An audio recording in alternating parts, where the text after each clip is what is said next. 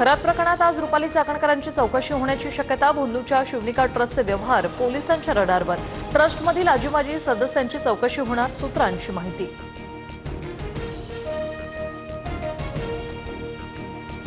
खरातचे आर्थिक व्यवहार आता पोलिसांच्या रडारवर. शिवनिका संस्थानाचे व्यवहार पाहणाऱ्या सीएची चौकशी होणार. सीएकडून खरातची आर्थिक कुंडली बाहेर येण्याची शक्यता. एक महिला आमदार मंत्रिपदासाठी खरातच्या कार्यालयात गेल्या होत्या. तृप्ती देसाई यांचा दावा. पत्रकार परिषदेत मोठा गौप्यस्फोट करण्याचाही इशारा. अशोक खरातच्या एसआयटी चौकशीचा आज 12वा दिवस. खरात तपासात सहकार्य करत नसल्याचा एसआयटीचा दावा. खरातच्या मोबाईलमधून अनेक धागेदोरे समोर येणार, सूत्रांची माहिती. खरातच्या शस्त्र परवान्याची नाशिक ग्रामीण पोलिसात नोंदच नाही. संबंधित कागदपत्र उपलब्ध नसल्याची माहिती उघड. तत्कालीन जिल्हाधिकारी एसपी संशयाच्या फेऱ्यात येण्याची शक्यता.